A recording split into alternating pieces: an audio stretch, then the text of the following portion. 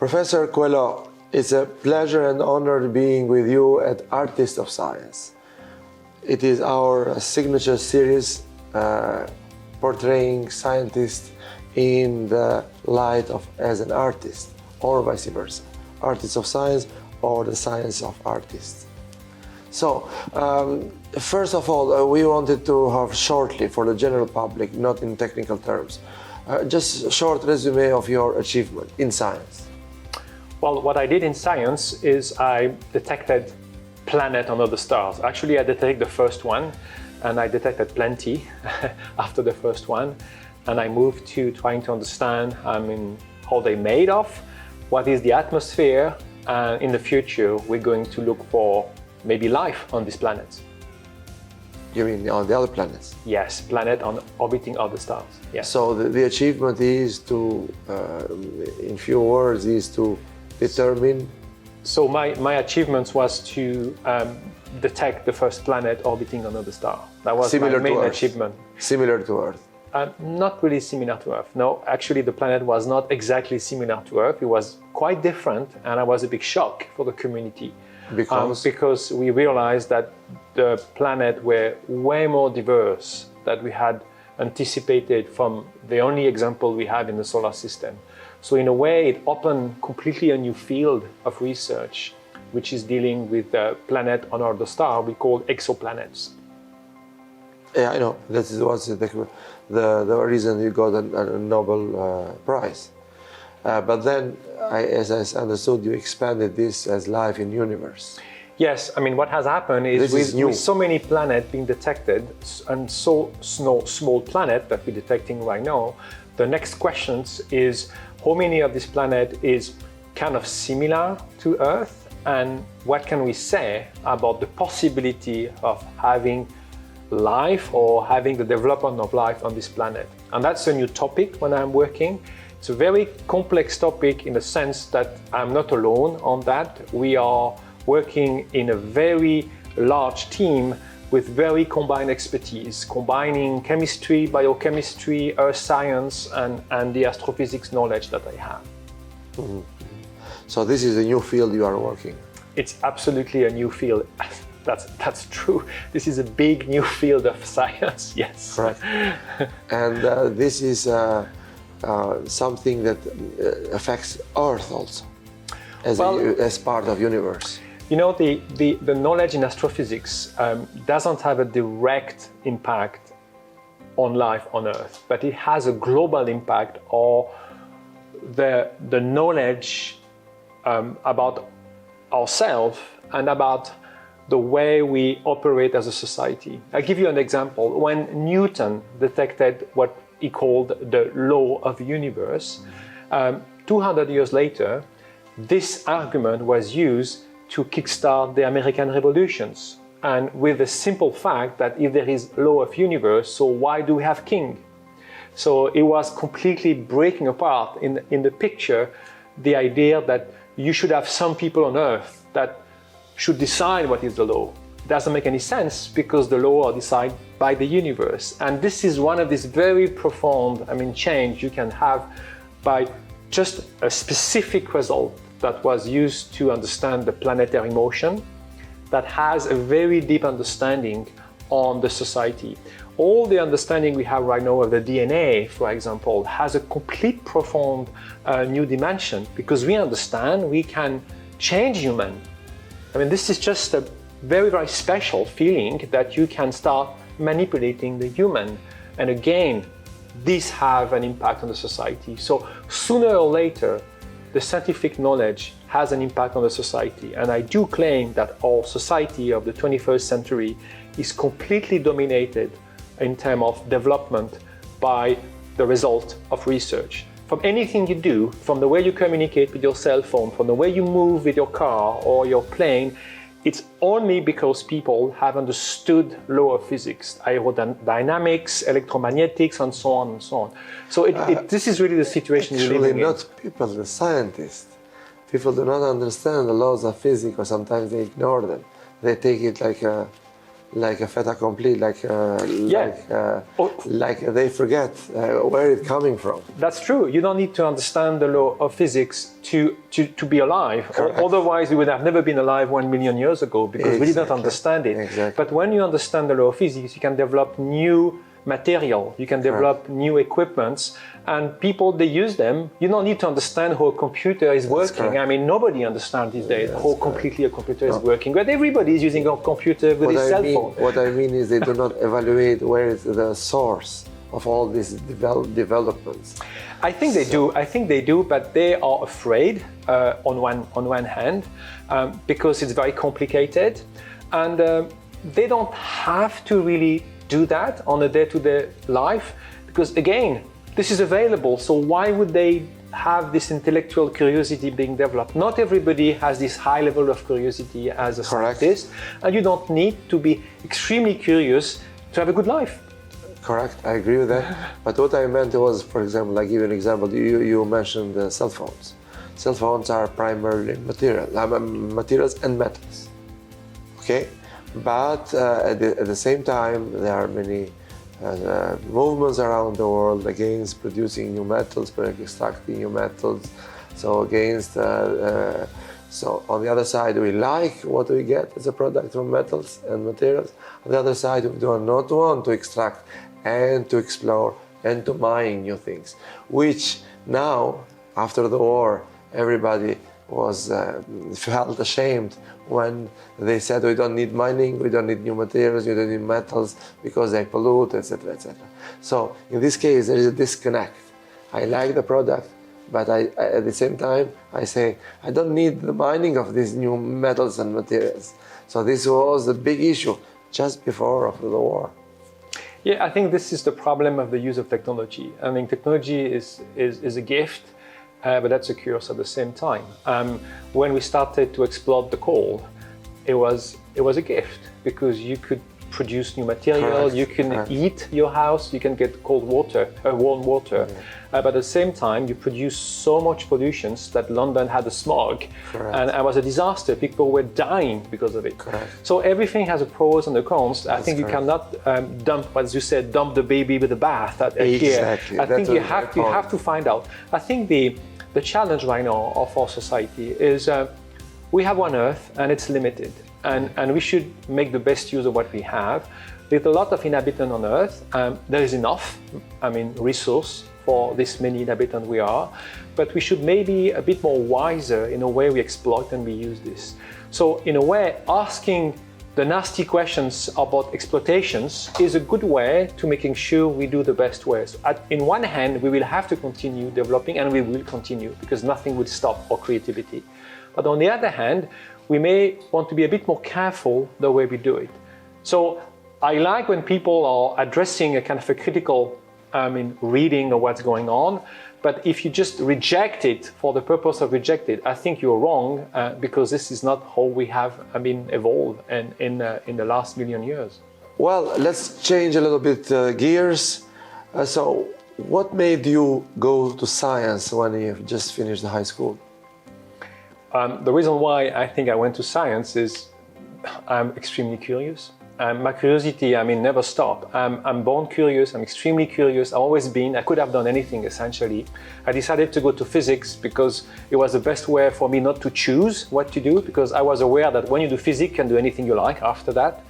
And I kept going curious, and in a way, it's like a kind of soft madness in a way, because I'm still the same in terms of curiosity that I was when I was a teenager. So I never managed to exhaust my curiosity. And I think this is how you recognize a scientist. And when you talk to all my colleagues, they will tell you exactly the same story, I'm pretty sure. Correct. So, and who influenced the most? Just your curiosity, or have you an outside influence? Well, we have a lot of influence in the course of our life. Certainly, I have had plenty. There is a couple of teachers, there is a couple of books you read, there is a couple of interaction you're having when you do your PhD. It's a very special relationship you have with your supervisor, and then after that you meet other people. I've been living in US, so I had a couple of fascinating discussions with another way of working there. And when you're moving to Cambridge, you realize they are just amazing people that you can talk to. There's always people that influence you, and whatever is your level, you always get influenced by people, and that's what makes us very human in a way.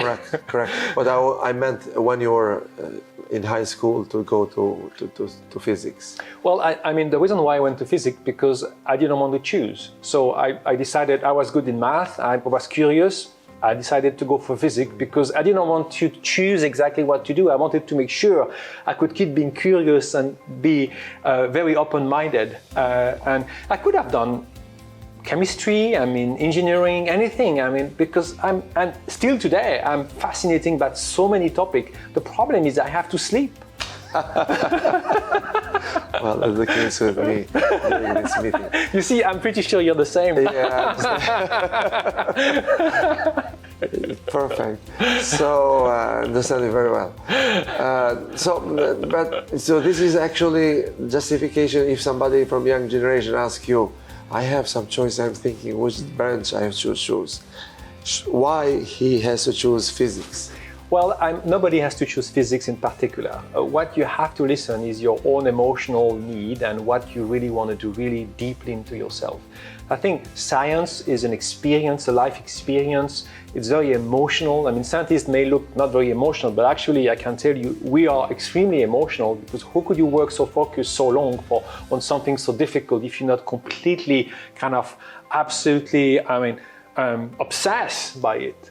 And that's a highly emotional status here. So I think we have this kind of momentum, and anyone has some pet project or pet idea or something they want to do. And my advice is listen to what you do and do it, and don't listen to anybody else. So you have to you have to follow your own mind and decisions. Absolutely. And this physics gives that liberty. Well, for me, this was my choice. Some people and can decide other way, and that's fine. Everybody is different. For me, it was an easy way because I was good in that topic, and I didn't have to choose. So I didn't want to choose anything. I said, let's push it later because I was aware I would have to choose. When I did physics, I studied two kinds of physics, very different. One is high energy physics, very small stuff, and then astrophysics at the same time because I couldn't choose. I thought it was so cool. So but at the end, too extreme. And at the end, I have to say, oh, maybe I should better choose at that point to do a PhD. And then I decided to go to astrophysics. But the choice I made was very rational in a way because I realized I would feel better outside than inside. And being an astronomer, I had the feeling because I would go to mountain, I would go to observatories, I would be a bit more outside than if I would end up as a high energy physicist, essentially always in tunnel and cave. And that's the reason why I pick astrophysics essentially. Yeah, wow, very interesting. Because some people say, okay, physics is just theory, there is no application. It is, basically it's just fundamentals. That all the applications are based on physics. I mean, your cell phone would not work, the GPS would not work without Einstein developing the equation. Correct. But he didn't think about the GPS at that time. Right? So everything is related to physics. But there is a myth and perception. And so we are on the same page, I understand it very well. I need that, but the perception in the society. So some good perception, bad perception, but perception play a role. Like in politics, like in everywhere. True, absolutely right. And this link is not understood. They think about physics like something abstract without an application. This is why I love my job, because talking about astrophysics, everybody can feel connected, and it's quite an easy topic to describe without going into too much detail. My colleagues doing high energy physics, when they have to talk about the Higgs boson, it's way more challenging for them to do the explanations. For me, I don't need equation to explain what I'm doing. I can do that with the hands, and I can try to communicate this emotional element about science. So in that sense, I spend a fraction of my time into the communications with the public, with everybody, with the school children, with the public. I do a lot of communication, TV interview, radio interview. I like it. And also I think it's my duty, because if us scientists, we don't communicate what is science, how would they understand? That's what we are missing, communication. Yes. That is purpose of SIPS. Great. Has That's why I'm here with you right now. So you're It's great. not by mistake. you Great, see. great. Good to hear that. So you mentioned you need time to sleep. So how much free time you have? You know, the concept of free time is always to be debated, and that's something I always argue with my wife. I mean, she always keep telling me, you should take vacation, but I keep telling him, I get the feeling I'm always in vacation. So essentially, my life is free time because what I'm doing is feeding my brain. But of course, I keep doing things because I need my brain to be fed. This is the similarity with the artist. When an artist is working, is it when the artist is in front of the piece of art they're producing, or where they're just doing something else, but thinking about the piece of art they would be doing? And that's either I'm doing actual stuff or computing program on paper or actual stuff, or I'm thinking about the next thing I would be doing. So I keep my mind always busy about my topic. So essentially the only moment where I don't really do something related to that is when I'm sleeping. But even then I'm not sure that my sleep I don't do something. Well, sure. That's the saying. If you love your job, it's your hobby. But and if you like, if you have a good job, so you are not working. But I was thinking, okay, so besides hobby of science, besides you love working, any extra thing you do that is not related to science? I like enjoying landscapes. So this is a beautiful landscape. Just watching, walking around, going in the mountain. I like gardening as well. It's an activity we do with my wife. We love it. It's something we just do together. That's very, very nice. I like cooking. I like cooking very much. Yeah, to me it's well, I do cook every time when I come back in the evening. I really like to cook. For me, it's a distraction. It's a relaxation of my mind. I love because you have to be focused, and I like doing it. I like cooking. I like good food. I like good wine, and I like this kind of experience. So it's also something that could be seen as a hobby, if you want. Sports? I don't have time really to do sports, but I do sports. In a way, we decided with my wife we would not have a car in UK because it's our own actions in favor of the climate, global warming. We had bikes, so I'm biking a lot, but I don't do biking as a sport. I bike because it's my transportation vehicle. I do a little bit of ski during the winter. I used to be a ski teacher when I was younger, so I used to ski really a lot. Oh. And I keep liking a bit of ski, but I have only 2 weeks to do that. So we usually go in a ski resort to do ski. It's a bit of the relaxation of the brain, and I come so fresh that I have zillions of ideas when I'm coming back down from the mountain. Oh. Yeah, that's. What's the longest vacation you ever took? I don't know. I'm not going to answer, otherwise I get into trouble if I answer. Oh, no. Because then it would be an argument for me to take more. I'm not going to answer that. But let's say, because I mentioned this in a gala yesterday. So you have a fulfilled life. You know, on top of everything, you have a Nobel Prize on your CV. So you consider your life fulfilled. So you are in the middle of it, but until now you consider it a fulfilled life. You achieved the goals that you had. If you take a step back and see yourself from a different angle, do you see that you achieved things that you want to achieve? Well, the Nobel Prize cannot be a goal. I think this is not a goal. Certainly not a goal. As a scientist, I feel I become a scientist the way I wanted. So in that sense, I achieved a goal that I had because I felt that this is the only thing I can really do really well, and I feel at ease with that. But that is something I realized pretty early on already. I was able to build a family. We have a wonderful family. So in a way, I'm very, very pleased of this. So in a way, I achieved as well a goal. Now, in terms of what I can do, I feel I have so much to do yet. I don't have achieved my goal yet. No, I want to do way more. I mean, I still so many things I want to do, and of course I will never be able to do it because it's in infinite, a curiosity. So I really have to do a lot. With a Nobel Prize, I think it's more than that. I think when you got a Nobel Prize, you got a job, it's a task. So I'm still learning. I'm a trainee now, Nobel Prize, because I think you need a couple of years to get used to it. But the task you have is to communicate about science. I think it's really a job.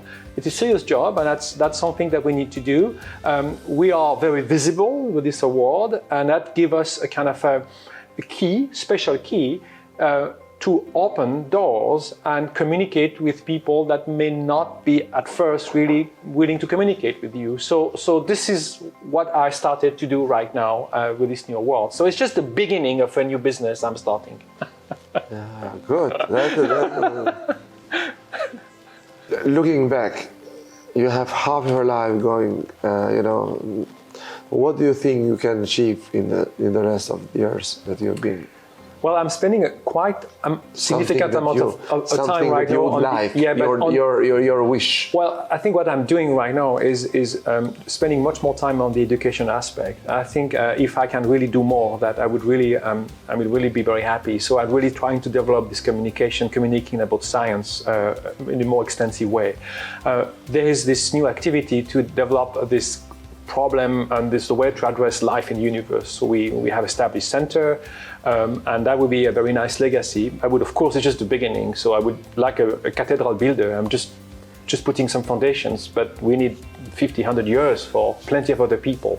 So I'm happy to set the foundation for that work. I still have a pet project for me then related to my own selfish topic. I have found a lot of planets, but I'm still missing one in my target list. Which is what? Which is a planet like the Earth, really like the Earth. And I'm designing right now an experiment with a couple of colleagues around the world. We will be starting this experiment in a couple of years, and it will take 10 years to get something. So hopefully at that time, when we're going to get it, because I'm pretty sure we're going to find at least one there, I would feel that maybe it's a time for me to stop looking for new planets and maybe spending more time with educations and maybe more time vacation. So in all these years, that's perfect. So if you look back and you go back when you were a teenager, after finishing high school, would you have chosen exactly the same thing, physics and everything you've done? Well, the problem is first you cannot go back, so it's a difficult exercise, but I'm very happy in the way I am right now. So of course I would have followed the same, but even if I used another pathway, it would have been fine as well, because I'm absolutely convinced I'm a real scientist, and whatever I'm doing, it doesn't matter. I will have been scientist. Maybe I would not have got a Nobel Prize, but it doesn't matter. I would have been a scientist, and I would be happy doing science, and that's what mattered for me. So I found my skill in a way, and with that skill, I've been a bit lucky. I was at the right time with the right ideas, and I had the privilege to rise to the very top. But as a scientist, I'm not very different from any other of my colleagues, because the work I'm doing on a day-to-day basis is not very different from what they're doing. So essentially, yes, I would have been doing the same. Otherwise, I would not have been that happy. And so let's keep it the way it is. And anyway, you know what? I never look back, never ever. And what I did in the past, I'm not very much interested about this. I'm much more interested what I will be doing in the future, because this is where my curiosity is driving me right now, what I can do next. Perfect. And any regrets on this that you think? Oh, I have zillions of regrets or things I should have done better and not that. But it doesn't matter anyway, because we have to look for the future. We all would have done this a bit different, and this, that, and that, of course, but it doesn't matter. I think we do what we can at the time we can do it, and I think I did the best I was able to do at the time I took decisions. And again, I'm very happy. I got lucky, a wonderful wife, wonderful family, and a great job, and amazing colleagues. I'm in kind of a field which is so exciting, and have the opportunity to communicate science with people that you can see the eyes are sparkling, and you can really try to give this kind of a little bit of a push. Sometimes they don't need very much, and you realize that you have an impact, a positive impact on their life, and that makes me very, very happy. So you mentioned the family. Are they into science? Well, the family is in one way into science, but a different kind of science. I mean, it went from the artistic world into chemistry, into psychology and criminology. This is what they've done, but none of them yet have decided to. My wife, she's a businesswoman, which is perfect. Okay. That's a perfect match. And she used to work in the jewelry market. So watch companies and jewelry market, yeah, and also in the creativity more on the side, on the creative side, and actually what is interesting is I'm not sure that if any of my kids will have an academic career. Right now, 2 or 3 are already decided not to. There's still one that's still considering maybe. How old are they? The youngest, she's 26. Oh, okay. We're waiting the grandchildren. Not in science? Not in science? Well, in a way, yes. I mean, the one that may go into academic career later on, Charlotte, and she's doing psychology, so maybe she will continue along that way. And the other children, are they not in? Well, they went into the business, so yeah. They use. I mean, a lot of people with a scientific background actually they turn out into the business, and because they're very gifted. So, and that's usually for a company, I mean, even if you go into the banking or you go into this kind of company, I mean, all the hedge fund specialists, they're all physicists or mathematicians. They're not economists. It's too complicated to understand the market these days if you don't have a solid background in mathematics. So, as per your opinion, just to finalize, so it's good to have in a family 2 scientists, or 1 business profession and 1 scientist? Yeah, we have always good discussion in the family, so this is great. Yeah, it's fine. I mean, again, I always said you do whatever you like, and that we have just made sure they had all the opportunity that I had, and hopefully they will have a successful life. Okay, perfect. Thank you very much again. Thank you very much. It's a pleasure and honor. And then we wish you to have a different, a second award. Thank you. Besides the one you got at CIPS. Thank you. You know what I mean. Thank you. Thank you very much. Thank you very much.